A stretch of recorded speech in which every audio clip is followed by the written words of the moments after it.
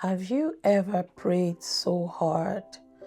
In fact, you've fasted, you've prayed, you've cried, like you cried out your heart to God, and it just feels like heaven is silent on you. It just feels like God is not listening.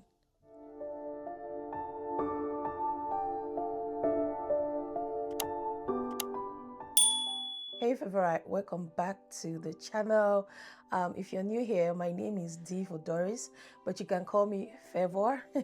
I'm your sister and friend. On this channel, we share faith-based videos and lifestyle, and sometimes we get to chat on things like this to help us navigate healing, our faith walk, and also to find ourselves again. This doesn't mean in any way that on here we are perfect. No, we are all a work in progress, sharing our voices and our stories so we can learn and empower one another.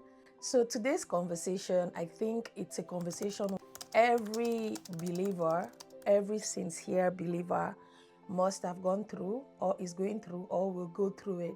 I just believe it's a season that everyone goes through it. Personally, I have lived these seasons. I have found myself in situations where I have cried out to God. Like I have even cried out to God and asked Him, do you see what I'm going through? How can you let these things happen to me? When am I just going to suddenly be in a place of permanent peace? When am I just going to experience happiness without all of these things coming in to steal my joy from now? Why do you let me go through this? Why? And in the season where my mom was sick, that I lost my mom, I questioned God so much. I cried, and it felt like every single prayer, fasting, weeping that I was doing, it felt like God was not answering. With all of this, what I've come to learn about God's seemingly silence towards us is that God is not actually silent. And that even though it may seem like He is silent, it doesn't equate rejection. It doesn't mean that God has rejected our prayer. And I've realized that in this moment, we think God is silent because we have lost control over everything. You know, as humans, even as Christians, we like to have control over everything.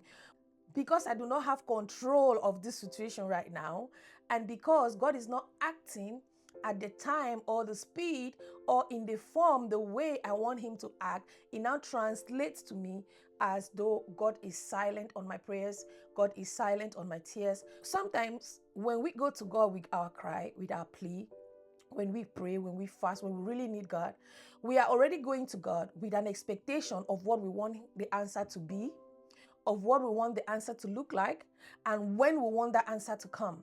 So in the midst of all of this lack of control, or the fact that we've lost control over that circumstance, and the fact that God is not responding in time, in the time that we like, or in the way that we like, the form that we like, so it tends to translate to us as if God has rejected our prayer, or as if God is silent.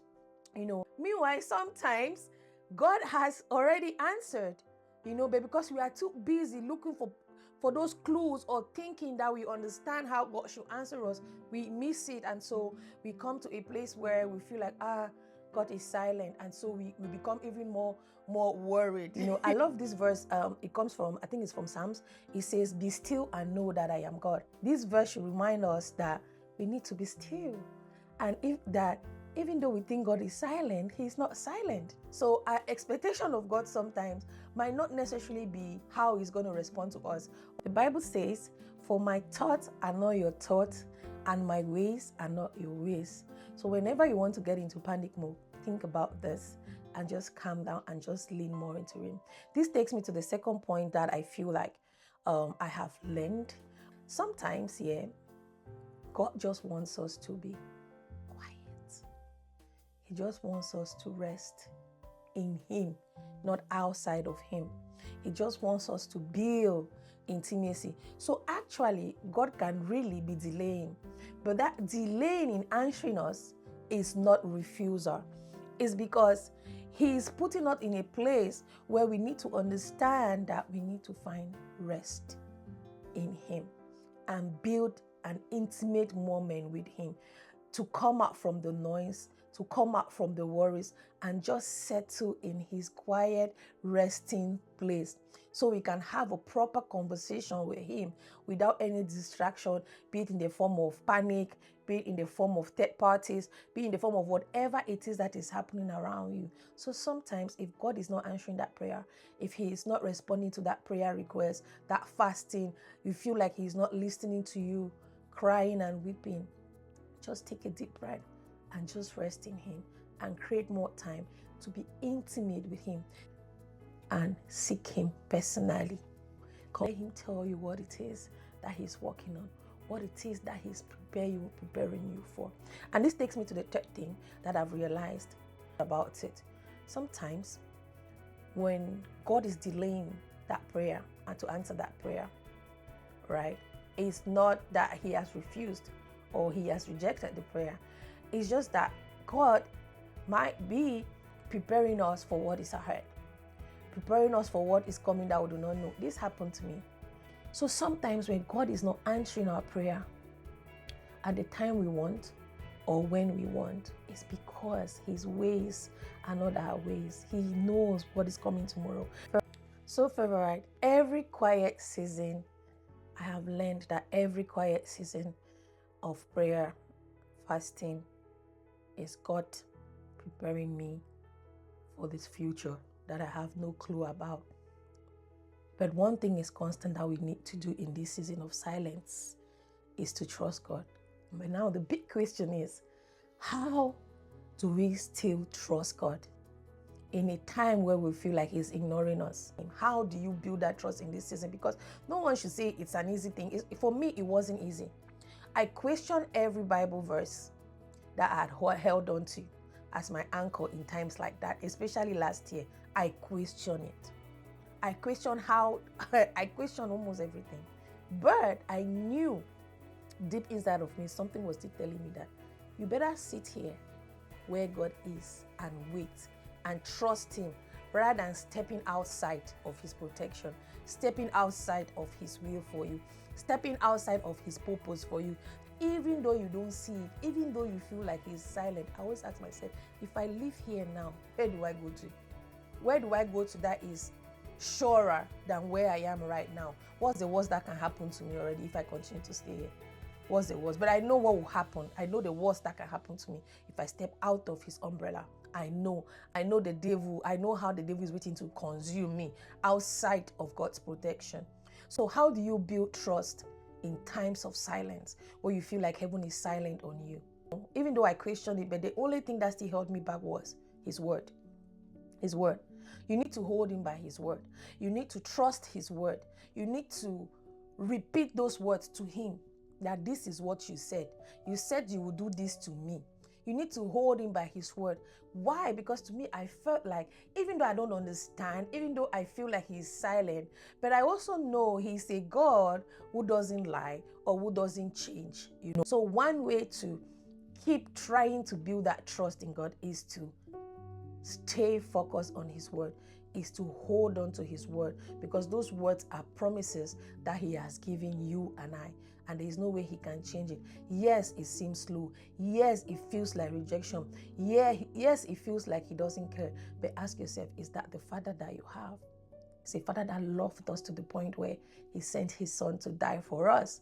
So for someone to do that sacrifice, do you think it's because of what you're going through right now that he's going to abandon you? That was my thought process. So to stay in trust, one way that I did that, I pray that it helps you, is to hold on to God's words, because his word is truth and his word is him. The second thing you can do to trust God is that you should understand the principle of rest versus rush. Sometimes we do not give our body, our mind, our soul the rest that is needed, because we are constantly rushing to catch up with the trends of the world, to catch up with the speed of the world, because we feel like we are 30, we are supposed to be married, have children and stuff. You're 29, you don't have children, you're not married, you start putting pressure on yourself.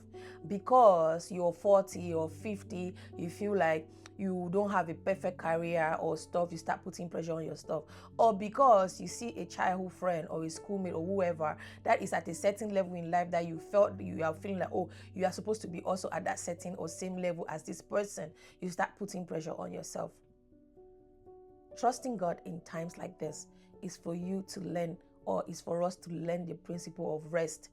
Rest in Christ, to understand that your part is your part and that you are not behind. It's very important to understand this. You are not behind in any way. Even though God made us all in his image, we all have different gifts. And as we have different gifts, that's how our destinies are different. Our pace is different. We are all running a race on earth. But trust me, God didn't give us the same speed. God didn't give us the same time frame.